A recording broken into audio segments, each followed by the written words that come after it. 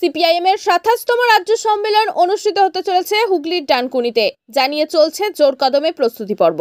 অন্যদিকে সিপিআইএম এর রাজ্য সম্মেলনকে তীব্র কটাক্ষ করেন তৃণমূল সাংসদ কল্যাণ ব্যানার্জি। পার্টিটাই উঠে গেছে, আর আমি তার কমিটি কি তুলবে পাতা পাতা আর কি আছে, সিপিএম পার্টিটাই উঠে গেছে। হ্যাঁ, এখন ওসব বলে একটুখানি মঞ্চে একটু লাফালাফি করবে, এই করবে, ওকে মারা দেবে, ওকে হাততালি রিল বানানোর জন্য ছবি তুলবে। একই সঙ্গে বিজেপি নেতা দিলীপ ঘোষ গরুর গাড়ির হেডলাইট বলে উল্লেখ করেন। সিপিএম তার আবার রাজ্য সম্মেলন, জেলা সম্মেলন, গরুর গাড়ির হেডলাইট। অপরদিকে তাদের কথায় পাত্তাই দিলেন না সিপিআইএম এর রাজ্য সম্পাদক মোহাম্মদ সেলিম।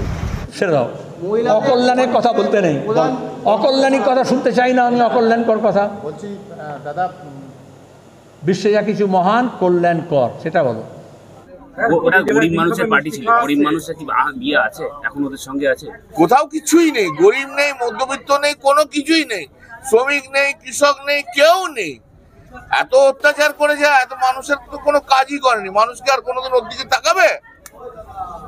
তাহলে আপনি বলছেন 26-এও লড়াইটা সেই বিজেপি ভার্সেস তৃণমূল লড়াই অ্যাকচুয়ালি কি থাকবে না, তবু যদি যতটুকু হবে একটু বিজেপির সঙ্গে থাকবে, আর বাকিরা কেউ নেই। এরা দলের সিপিএম দলটাকে তুলে দিল, বুদ্ধবাবু পুরো তুলে দিল। সিঙ্গুরে কৃষকদের বিরুদ্ধে যে, নন্দীগ্রামের বিরুদ্ধে যে, শিল্পপতিদের দালালি করে 2011-তে চলে, তারপরে কংগ্রেসের লেজুর হয়ে গেছে সিপিএম। কোনটা সিপিএম কোনটা কংগ্রেস এটা তো বোঝা যাচ্ছে না।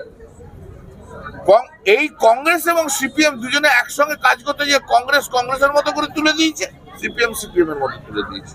ওরা শিল্পটা কি হাতিয়ার করতে চাইছে? শিল্পটা এই হাতিয়ার তো 2008 থেকে করছে রে ভাই। ভাঙা ক্যাসেট আর কতদিন বাজাবে? আমরা কৃষকদের স্বার্থ রক্ষা করব, আমরা শিল্প বিরোধী নই। কৃষকদের স্বার্থ রক্ষা করতে হবে। বক্তব্য কি ছিল? পরিষ্কার। আপনি যদি কৃষকদের জমি নিতে চান নিন, তাদের ন্যায্য মূল্য দিন। আপনি ন্যায্য মূল্য দেবেন না, কৃষকদের কাছ থেকে জোর করে জমি নিয়ে নেবেন, সেটাও হতে পারে না। তারই তো বিরোধিতা আমরা করেছি। মানুষ তো তারই তো পক্ষে রায় দিয়েছে।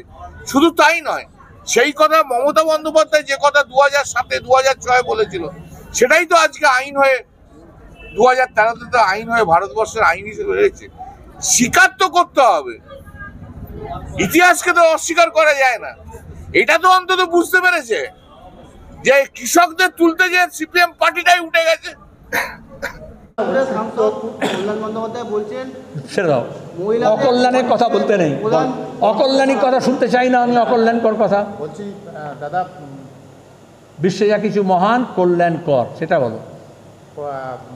মহাকুম্ভকে মৃত্যুকুম্ভ বলেছিলেন মমতা বন্দ্যোপাধ্যায়। আজকে প্রধানমন্ত্রী মধ্যপ্রদেশে একটা সভায় মহাকুম্ভ নিয়ে বলতে গিয়ে বলেছেন এটা একতার মহাকুম্ভ।